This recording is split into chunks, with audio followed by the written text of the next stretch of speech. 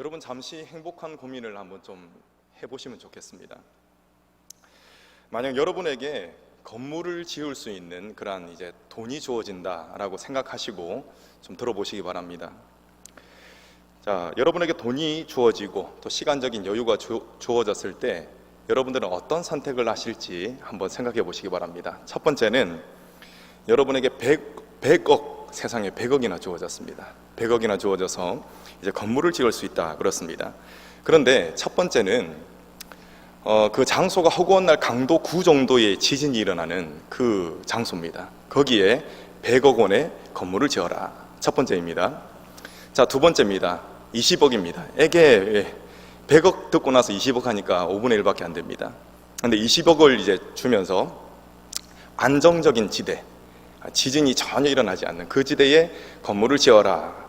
자, 여러분 같으면 1번을 선택하시겠습니까? 2번을 선택하시겠습니까? 당연히 2번일 겁니다. 네. 자, 여러분, 이 두 장소 당연히 2번이다 저는 그렇게 생각이 됩니다. 왜냐하면 안정감이 있기 때문에 그렇습니다. 안정감. 제 아무리 많은 비용을 들여서 튼튼하고 아름다운 건물을 지었다 하더라도 여러분 터가 흔들려 버리면 소용이 없는 것이죠. 이처럼 기초가 되는 터가 굉장히 중요합니다. 믿음도 마찬가지입니다. 믿음도 터가 중요하다라는 것이죠. 믿음이라고 다 같은 믿음이 아닙니다. 누구를 믿는지 또 무엇을 믿는지 하는 이 믿음의 기초, 믿음의 터가 정말 중요한 것입니다. 어떤 사람은 자신을 믿는다고 합니다. 그런데 그 사람은 훗날 큰 어려움을 맞닥뜨렸을 때 쓰러질 수밖에 없는 것이죠. 연약한 자신의 모습을 발견하게 될 것입니다. 그리고 어떤 종교는 마음에 평온함을 주겠다라고 약속을 합니다. 또 어떤 종교는 세상이 누릴 수 있는 쾌락을 선물로 주겠다라고 하는 종교도 있습니다. 물론 종교를 통해서 많은 그러한 마음의 안정을 얻을 수도 있습니다. 그리고 세상에서 사람들이 추구하는 그러한 복을 받을 수도 있을 겁니다. 그런데 그러한 것들이 다른 종교들이 결코 줄 수 없는 것이 있습니다. 그것이 무엇이냐면은 바로 죄 사함과 구원과 영생입니다. 그것은 그 어떤 것도 줄 수가 없습니다.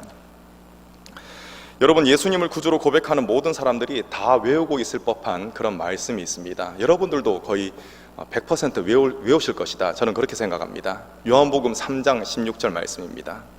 하나님이 세상을 이처럼 사랑하사 독생자를 주셨으니 이는 누구든지 그를 믿는 자마다 멸망치 않고 영생을 얻게 하려 하심이라. 우리가 다 외우고 있는 말씀입니다. 여러분, 이 한 절의 말씀 속에 무엇이 약속되어 있습니까? 죄사함이 약속되어 있고 구원이 약속되어 있으며 또 영생이 약속되어 있습니다. 죄사함, 구원, 영생, 이것은 오직 예수님만이 주실 수 있는 것입니다. 다른 종교들은 인간의 행위에 집중합니다. 그래서 수행을 하기도 하고 고행을 일삼기도 합니다. 심지어는 어떤 사람은 자신이 믿는 신을 위해서 목숨까지도 바칩니다. 그런데 그들은 그들이 믿는 믿음의 대상과 인격적인 관계를 맺지는 않습니다. 그냥 종속적인 관계입니다. 아니면은 단지 복을 받기 위한 수단으로 사용하는 그런 도구적인 그러한 관계일 뿐입니다. 자, 인간이 만든 모든 종교들은 이처럼 허망한 것입니다. 왜 허망한가라고 질문을 한다면은 이 다른 종교들, 세상이 주는 그런 약속들은 다 거짓이기 때문에 그렇습니다. 열어보면 거짓입니다. 여러분, 만약에 어떤 사람이 마라톤 경기를 합니다. 마라톤 경기를 하다가 결승전으로 여겨지는 장소에 도착을 했습니다. 그래서 굉장히 기뻐합니다. 자, 그런데 깨달아 보니까 결승선하고는 전 땅판으로 온 것입니다. 딴 곳으로 갔습니다. 그때 느낄 허망함이 어떻겠습니까? 매우 크겠지요. 이처럼 마라톤의 끝에 느낄 만한 허망함도 굉장히 큰데 하물며 인생의 마지막에 느끼게 될 허망함은 얼마나 크겠습니까? 내가 인생이라는 마라톤을 달렸는데 정말 헛되게 달렸구나 라는 생각이 들 때 어떻겠습니까? 모든 것이라 생각했던 것을 뒤쫓으며 살아왔는데 그 모든 것이 헛되다라는 것을 깨달을 때 그때가 반드시 옵니다. 여러분, 그때가 언제이겠습니까? 모든 것이 헛되다라는 것을 깨달을 때는 물론 살면서 깨달을 때도 있겠지만 모든 사람이 다 깨닫게 되는 때가 있는데 그때는 바로 하나님의 심판의 때입니다. 심판의 때에는 내가 목숨 걸고 이렇게 쫓아왔던 모든 것이 헛되구나라는 것을 깨달을 수밖에 없는 것입니다. 여러분, 이 심판의 때에는 자신이 의지했던 모든 터가 흔들려 버립니다. 나는 돈이 최고인 줄 알고 돈을 터로 삼았는데 심판의 때에 흔들려 버립니다. 건강도 마찬가지입니다. 사람의 관계도 마찬가지입니다. 예수 그리스도가 아닌 모든 터는 심판의 때에 다 흔들리고 그 위에 세웠던 모든 것들은 다 무너지고 맙니다. 그런데 여러분, 영원히 흔들리지 않는 터가 있습니다. 영원히 흔들리지 않는 견고한 반석이 있습니다. 그 반석이 누구이십니까? 그분이 바로 예수 그리스도이십니다. 이 반석 위에 있게 되면 하나님의 진노의 심판을 면할 수가 있습니다. 그리고 더 이상 슬픔과 눈물이 없는 하나님의 나라에 들어갈 수가 있는 것입니다. 견고한 반석이신 예수님 위에 서 있으면 그렇습니다. 여러분, 영원히 흔들림 없는 견고한 반석이신 예수님, 그 예수님을 믿음으로 굳게 붙드시는 저 여러분 되시기를 간절히 축원합니다. 예수님을 믿는다는 것, 이것은 인격적인 관계를 맺고 있는다라는 것을 의미합니다. 그리고 인격적인 관계를 맺는다는 것은 상대방을 알아간다라는 것을 의미합니다. 우리의 신앙은 덮어두고 믿는 것이 아닙니다.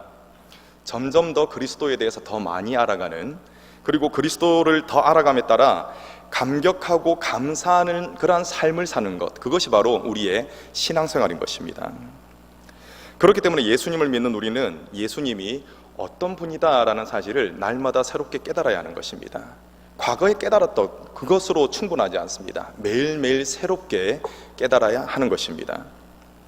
오늘 말씀은 예수님이 누구신가라는 질문에 대한 대답을 우리에게 주고 있습니다. 이 대답을 살펴보심으로 은혜를 나누겠습니다. 자, 첫 번째, 예수님은 우리의 대제사장이 되십니다. 14절 말씀에 승천하신 이 이인 예수님이 곧 우리의 대제사장이 되신다라고 했습니다. 여러분, 하나님은 어떤 하나님인가? 하나님은 우리에게 복을 주기를 원하시는 하나님이십니다. 여러분, 우리가 항상 이렇게 예배 때마다 좀 있다가 우리가 함께 또 합독하게 될 텐데, 민수기 6장 24절에서 26절 말씀이 있죠. 그 말씀에 하나님의 마음이 엿보입니다. 우리에게 복을 주시고자 하는 하나님의 마음 말입니다. 하나님께서는 아론에게 이 축복을 하라고 명령하셨습니다. 그래서 이를 아론의 축복이다 라고 이야기합니다. 그런데 여러분, 아론이 누구입니까? 아론, 하나님이 세우신 대제사장입니다. 그리고 이 선포를 통해서 각종 복이 인생에게 임하도록 만드셨습니다. 하나님의 방법입니다. 하나님께서는 직접 이 복을 주실 수도 있지만 이 축복권을 누구에게 주셨습니까? 대제사장에게 주셨습니다.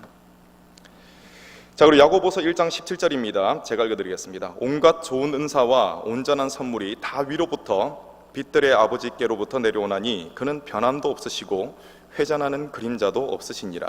아멘. 온갖 좋은 은사가 위로부터 내려온다라고 했습니다. 그런데 이 복들이 곧바로 내려오는 것이 아니라 누구를 통해서 내려오냐면은 바로 예수님을 통해서 내려온다는 것입니다. 야고보서 1장 18절입니다. 그가 그 피조물 중에 우리로 한 천 열매가 되게 하시려고 자기의 뜻을 따라 진리의 말씀으로 우리를 낳았느니라. 아멘. 예수 그리스도를 믿는 믿음으로 새롭게 태어났다는 것입니다. 하나님께서는 예수 그리스도를 믿는 이 믿음으로 거듭나게 하시고 오직 대제사장이 되시는 예수 그리스도 안에서 각종 복을 부어주시는 것입니다. 오직 믿음 안에서 이 복들을 부어주시는 것입니다. 이처럼 하나님께서는 대제사장이 되시는 예수님을 통해서 각종 복을 주시고 또 우리를 어떤 사람으로 삼아주시냐면은 우리 한 사람 한 사람을 제사장으로 삼으셨습니다. 그리고 우리가 축복을 할 수 있는 제사장으로 세워주셨다는 것입니다. 얼마나 놀라운 그런 축복입니까? 자, 하나님이 우리를 제사장으로 삼아주셨습니다. 그렇다면 우리의 입술이 어떤 입술이 되어야 마땅하겠습니까? 한 입에서, 한 샘에서 쓴물과 단물이 나올 수 없다라고 했습니다. 그렇다면 우리의 입술에서는 어떤 것이 나와야 되겠습니까?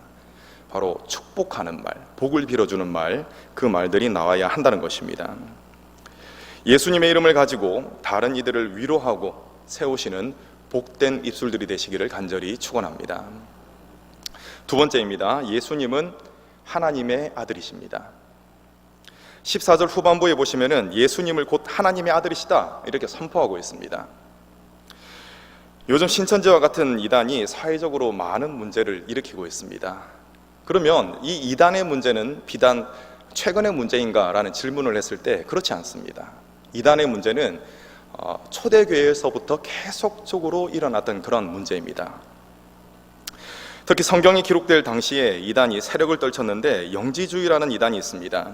영지주의는 영적인 특별한 지식을 강조하는 이단입니다.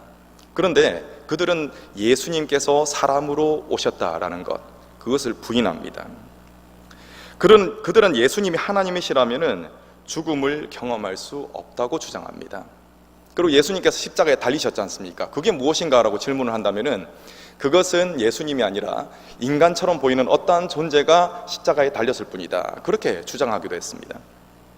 굉장히 허무맹랑한 주장이죠. 그런데 여러분, 하나님의 말씀인 이 성경이 무엇이라고 이야기하고 있습니까? 하나님의 말씀인 성경은 굉장히 분명하고도 또 한결같이 이야기하고 있습니다. 예수님은 인간으로 오셨다라고 말입니다. 사도 요한은 예수님이 인간으로 오신 것을 부정하는 자를 적그리스도다 이렇게 못 박아 버립니다. 요한이서 1장 7절입니다. 미혹하는 자가 세상에 많이 나왔나니 이는 예수 그리스도께서 육체로 오심을 부인하는 자라. 이런 자가 미혹하는 자요 적그리스도니. 아멘. 여러분, 예수님은 하나님의 아들이십니다. 하나님의 아들이라고 하는 것은 자식으로 태어났다라는 의미보다는 본질상 같다, 동일한 속성을 가졌다라는 그런 의미를 가지고 있습니다. 그래서 예수께서도 어떤 그런 자세를 보이셨냐면 부활하신 예수님을 도마가 앞에 두고 나의 주님이시오 나의 하나님이십니다 라고 고백했던 적이 있죠. 그때 이것은 굉장한 찬양입니다. 이 찬양을 예수님께서는 그대로 받으셨습니다. 만약에 예수님이 하나님이 아니셨다면 도마가 나의 주 나의 하나님 이렇게 할 때 하할 때 입을 예수님이 때리셨을 겁니다. 때리고 그런 말 하지 말라고 이렇게 때리셨을 겁니다. 그런데 예수님께서는 그 지극한 찬양을 그대로 받으셨습니다. 왜 그렇겠습니까? 예수님이 하나님이시기 때문에 그렇습니다. 그리고 빌립보서 2장 6절에서도 예수님이 하나님의 본체시다 이렇게 선포하고 있습니다.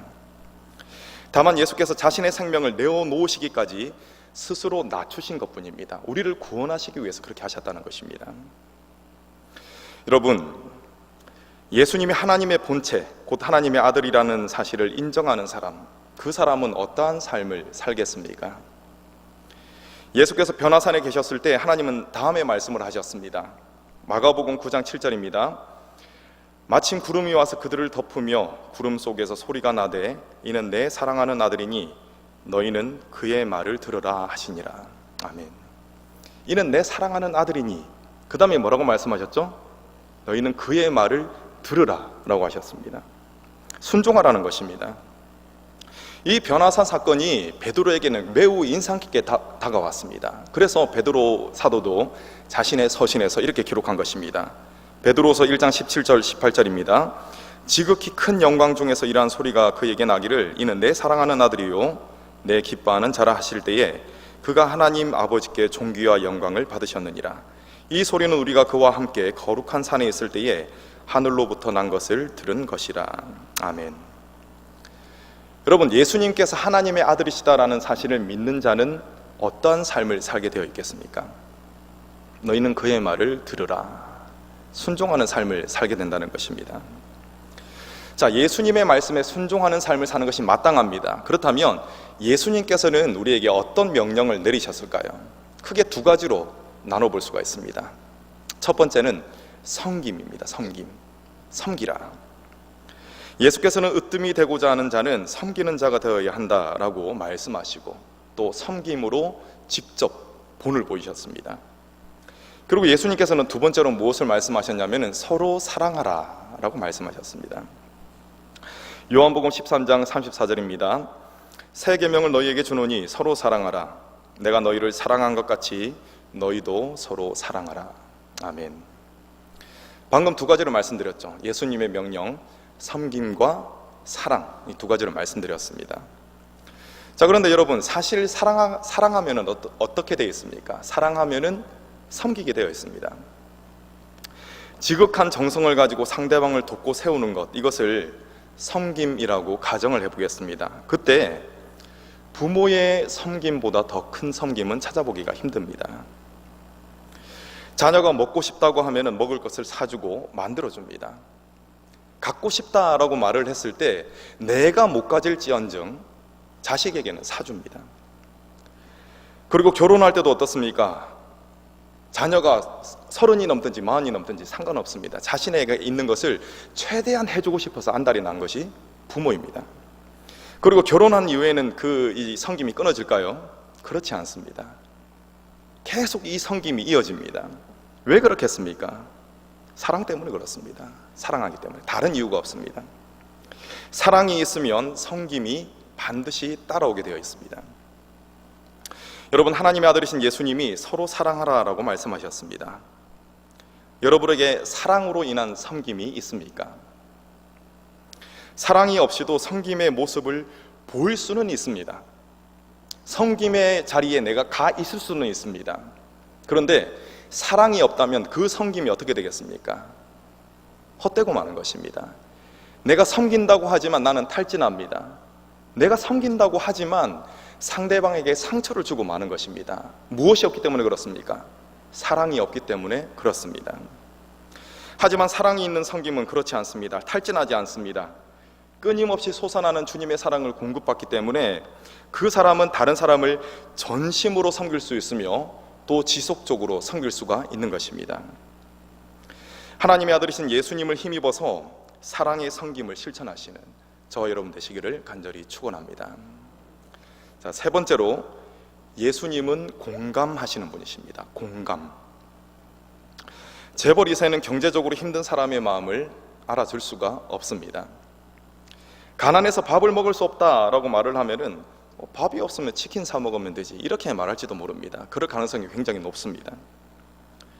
이는 가난해 본 적이 없기 때문에, 공감하지 못하기 때문에 하는 말일 것입니다. 그런데 여러분, 예수님은 어떤 분이십니까? 15절 말씀을 보시기 바랍니다. 15절 말씀에 우리의 연약함을 동정하지 못하실 이가 아니다라고 했습니다. 이는 예수님이 우리의 연약함을 공감하신다는 뜻입니다. 너무나 깊이 공감하신다. 하나님의 본체이신 주님이 하늘 보좌를 버리시고 평범한 인간이 되시기까지 낮아지셨습니다. 그렇기 때문에 예수님은 인간이 당하는 모든 종류의 어려움과 고난을 다 당하셨습니다.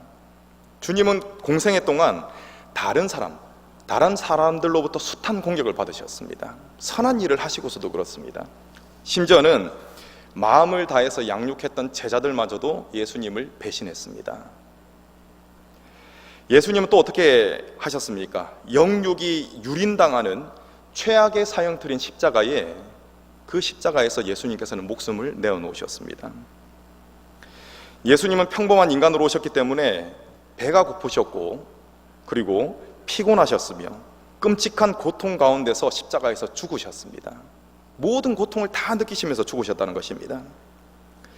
예수님은 이러한 육체의 한계에도 불구하고, 정말 끔찍한 고통에도 불구하고 놀라운 공감의 능력으로 많은 사람들을 치유하시고 구원하셨습니다. 이 놀라운 공감의 능력은 예수님께서 부활하고 승천하신 이후에 더욱더 확장되었습니다. 누구를 통해서 확장되었겠습니까? 보혜사를 보내주리니, 주님께서 그렇게 약속하셨죠. 보혜사 성령을 통해서 그 공감의 능력이 확장된 것입니다. 예수께서는 오늘날 성령으로 함께 하시기 때문에 셀 수 없이 많은 사람들이 주님으로부터 이 공감의 능력을 받게 되는 것입니다. 공감의 위로를 받게 되는 것입니다. 여러분, 만약에 우리가 예수님을 믿는다 하면서도 예수님을 의지하지 않는다면 참된 위로를 받을 수가 없습니다. 누군가 억만금을 준다 하더라도 우리의 영혼에는 만족이 없습니다. 그러나 오직 우리를 가장 잘 아시고 공감하시는 그리스도만이 참된 위로와 만족을 주시는 것입니다. 그리고 우리가 누군가를 위로할 때에도 그리스도 안에서 해야 합니다. 마음이 담겨져 있지 않는 형식적인 위로, 영혼 없는 위로는 차라리 안 하니만 못합니다. 우리가 만약 그리스도를 의지하지 않는다면 영혼 없는 위로자가 될 수 있습니다. 위로한답시고 상대방의 마음을 후벼 파는 그러한 마음의 파괴자가 될 수가 있다는 것입니다. 그렇기 때문에 우리는 항상 자신을 내려놓고 예수 그리스도를 의지해야 하는 것입니다. 여러분, 왜 예수 그리스도를 의지하며 또 위로를 전해야 되겠습니까? 제가 앞서 말씀드린 바와 같이 예수님은 영혼 깊은 곳까지도 공감하시는 분이기 때문에 그렇습니다. 만약 여러분이 지금 힘든 처지 가운데 계시다면 깊이 공감하시는 예수님을 바라보시기 바랍니다. 여러분의 영혼 깊은 곳을 주님이 친히 어루만져 주실 것입니다. 그리고 만약 여러분이 누군가를 위로하게 되는 그런 입장에 서 있다면 섣부르게 위로하지 마시기 바랍니다. 먼저 기도하십시오. 주님, 주님의 마음을 주십시오. 주님의 마음으로 위로하게 해주십시오. 이렇게 먼저 기도하시기 바랍니다. 그렇다면 그리스도의 영이신 은혜로우신 성령께서는 여러분들의 입술에 위로의 메시지를 담아주실 줄로 믿습니다. 자, 네 번째입니다. 예수님은 죄가 없으신 분이십니다. 15절 뒷부분에 무엇이라 선포하고 있습니까?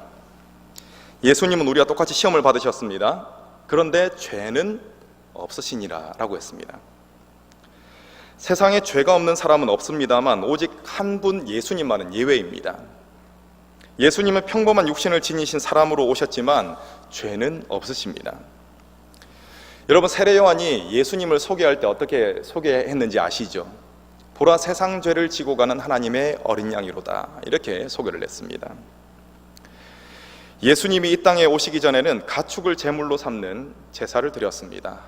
여러분, 이때 반드시 지켜야 되는 원칙이 있었습니다. 여러 가지 원칙이 있지만 그 중에 대표적인 원칙은 이 제물이 흠이 없어야 한다는 것입니다. 흠이 없는 제물을 드려라 라고 하셨습니다. 예수께서는 십자가 위에서 죄 없으신 자신의 육체와 인격을 하나님께 제물로 드리셨습니다. 여러분, 이 사실이 우리에게 어떤 의미를 주고 있습니까? 죄 없으신 예수님, 죄의 삭시 사망입니다. 그런데 죄가 없으신 예수님이 죽임당하셨습니다. 예수님의 죽음은 자신의 죄 때문이 아니라 우리의 죄 때문에 죽으신 대속의 죽음이라는 데 의미가 있다는 것입니다. 대속의 죽음. 원래 십자가는 어떠한 사형틀이었느냐라고 질문을 한다면 바로 저와 여러분, 이런 죄인들이 달려야 할 사형틀이 십자가였습니다. 그런데 그 사형틀에 죄가 없으신 예수님이 달리셨습니다. 여러분, 저와 여러분은 영원한 멸망에 빠질 수밖에 없었습니다. 그런데 예수께서는 온몸과 온 영혼으로 그것을 막으셨습니다. 그렇기 때문에 우리는 죄가 없으신 예수님을 생각할 때마다 계시록에 기록된 찬양을 드릴 수밖에 없는 것입니다. 요한계시록 5장 12절입니다. 큰 음성으로 가로되 죽임을 당하신 어린 양이 능력과 부와 지혜와 힘과 존귀와 영광과 찬송을 받으시기에 합당하도다 하더라. 아멘. 우리를 구원하시기 위해서 죽임까지 당하신 예수님, 어린 양 예수님, 그 예수님을 찬양하는 일, 이 일은 마땅한 일이며 가장 가치가 있는 일인 것입니다. 여러분, 이 찬양을 드리는 일은 너무나 고귀한 일입니다. 그래서 다른 것들은 다 없어질 겁니다. 우리가 지금 간절히 기도하고 있죠. 그런데 우리가 훗날에 천국에 가게 되면은 그때는 더 이상 기도는 하지 않을 겁니다. 왜냐하면 주님이 앞에 계시니까요. 다른 것이 다 없어져도 우리가 계속적으로 하게 될 것이 있습니다. 그것이 방금 말씀드린 찬양입니다. 우리는 영원히 어린 양을 찬양하게 될 것입니다. 예수님을 찬양하는 일, 가장 가치 있는 일입니다. 그리고 고귀한 일입니다. 그렇기 때문에 우리가 천국에서도 영원히 해야 할 것이 바로 찬양인 것입니다. 죄 없으신 어린 양 예수님으로 인한 찬양, 그 찬양이 이 땅에서부터 우리가 생이 다하는 그날까지 끊이지 않는 그러한 저와 여러분 되시기를 간절히 축원합니다. 말씀을 맺겠습니다. 여러분, 터가 중요하다, 기초가 중요하다라는 말씀을 드렸습니다. 믿음의 대상이 중요합니다. 우리의 믿음의 대상은 예수님입니다. 예수님은 우리로 하여금 천국의 삶을 시작하게 만드시고 또 영원한 천국의 삶을 누리게 만드시는 든든한 터가 되시는 만세반석이십니다. 또 오늘 말씀을 통해서 예수님이 누구신가를 살펴봤습니다. 예수님은 우리의 대제사장이 되시고 또 하나님의 아들이시고 공감하시는 분이시며 죄가 없으신 분이십니다. 이러한 사실을 우리는 단지 문자적으로 알고 있지 않습니다. 오늘도 역사하시는 성령님으로 말미암아 예수님이 대제사장, 하나님의 아들, 공감하시는 분, 죄가 없으신 분이라는 사실을 우리는 인격적으로 알 수가 있습니다. 누구를 통해서요? 오늘도 역사하시는 성령을 통해서 인격적으로 알 수가 있습니다. 그렇기 때문에 우리가 할 수 있는 것이 있습니다. 여러분, 히브리서 4장 16절 말씀 함께 읽겠습니다. 시작. 그러므로 우리는 긍휼하심을 받고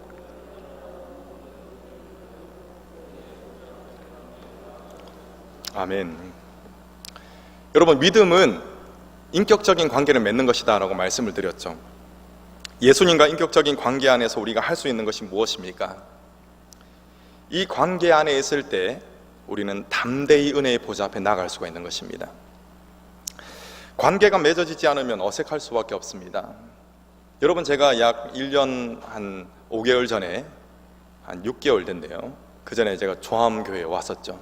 그때 제가 여러분 한 분 한 분에게 얼굴에는 미소를 띠고 있었지만 이렇게 말을 건네는 게 쉽지는 않았습니다. 왜냐하면 친밀한 인격적인 관계가 맺어지지 않았기 때문에 그렇습니다. 그런데 지금은 그렇지 않습니다. 그때와 지금을 비교해 보면은 상당히 친밀해져 있습니다. 그래서 제가 여러분에게 말하는 것도 굉장히 자연스러워졌습니다. 이와 같은 이치입니다. 우리가 하나님과의 관계가 친밀할수록 주님께 나아갈 수 있는 그러한 우리의 자세가 담대해지는 것입니다. 여러분, 이는 예의가 없는 담대함이 아닙니다. 이는 하나님을 경외하면서 나의 전 삶을 하나님께 온전히 맡겨드리는, 남김없이 맡겨드리는 그러한 종류의 담대함을 의미하는 것입니다. 예수님이 누구신가라는 사실을 인격적으로 깊이 깨달으시고 이 깨달음으로 말미암아 하나님께로 담대히 나아가시기 바랍니다. 이러한 나아가심으로 행복하고 신바람 나는 신앙생활을 하시는 저 여러분 되시기를 간절히 축원합니다. 기도하겠습니다.